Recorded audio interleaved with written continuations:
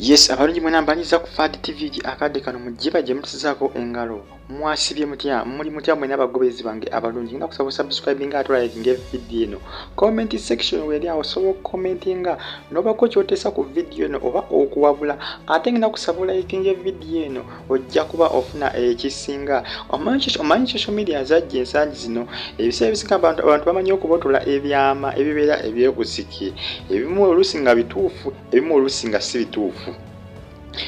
Nabatanzi ne mystery sawa ne trending ennyo ku social media akadde kano wenjogera okutwaliza wamu bebakyasinze okutrendinga nga bagamba nti bano bakoze embaga mu nkukutu bakuba embaga gye bakoze mu nkukutu ebifaananyi tugezaako binoonya bimbuzi n'abalabo n'ababloggers abasinga banoonya ebifaananyi ebya mystery ne Nabatanzi embaga gye bakoze bibuzi babitadde wakituufu embaga yabadde oba bya bulimbo manyi Nabatanzi ne mystery bano simanyi kigenda mu maaso wakati w'abiri bano. Mwezi mwaka oguwedde nozoba mwaka omwezi tozagade mwezi nozoba gwa kusatu ya noza mwezi gwa kusatu bagamba nti bakoze introduction yali yaki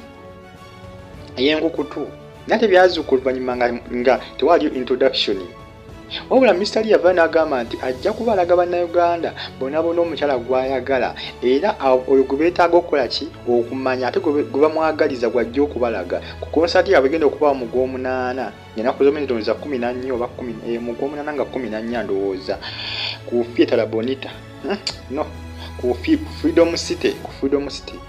mystery yategeeza nti ajja kubalaga omukyala bannayuganda bonna wabula ate kakati ssaawa zino banga si gwanvu nnyo amawulire gatambulatambula nnyo agalaga nti mystery n'Abatanzi bakoze embaga ey'enkukutu bakoze embaga eri makeke naye bagikoze mu nkukutu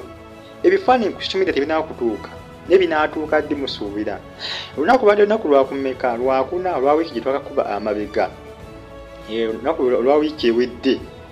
Nabatanzi yasinzidde ku program eya kibikitya gyaweereza wali ku mukulu gwa BBS Telephone ku TV owakabaka bwa Buganda n'atumirako mystery era bannayuganda abasinga bakyamusinga okubanga Nabatanzi yatumiddeko mystery. Nabatanzi yakoze kino olw'ensonga nti bannayuganda bamwagalizza nnyo mystery ze nabanga bajjukakana nga baagalanye kuba bannayuganda bangi nnyo basibyeko Nabatanzi ne mystery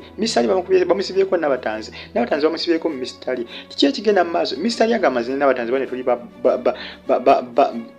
Bamukwano tuli bamukwano just tuli ba friend ne abantu bote babiwuliriza ebyo ku social media. Nabatanzi batumidde mystery wandabidde abaana Nabatanzi bataddeyo ka video ku mukutu gwa YouTube gwa BBS Telephone naye nga watunulira comment abantu zibateekako bagamba Nabatanzi kyekyo babanyweza abasinga bo bawulira baagaliza Nabatanzi ne mystery okubanga baagalana abasinga bakyagalira kibasinga ddala okwetaaga ekyo mystery Nabatanzi okubanga bakola embaga makeke introduction yekyagaana kati bakola embaga tomanya bayinza kuba bakoze embaga introduction naye bagikola mu nkukutu nga n'embaga bagikoze mu nkukutu kuba basinga balumiza nti bakoze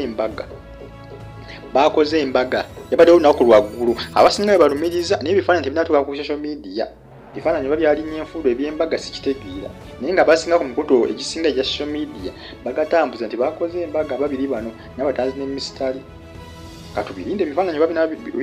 binatuuka ku mikutu egya social media emikutu migatta abantu tujja kuba tubimanya byonna ebifaananyi nga bituuseeko nenda kusaba subscribing Fad TV si byangu okusaidia Nabatanzi ne mwana mulenzi mystery wa B2C abannayuganda babaagaliza okubanga Bambi baagalana buli abba baagaliza okubanga bafuka mwami na mukyala naye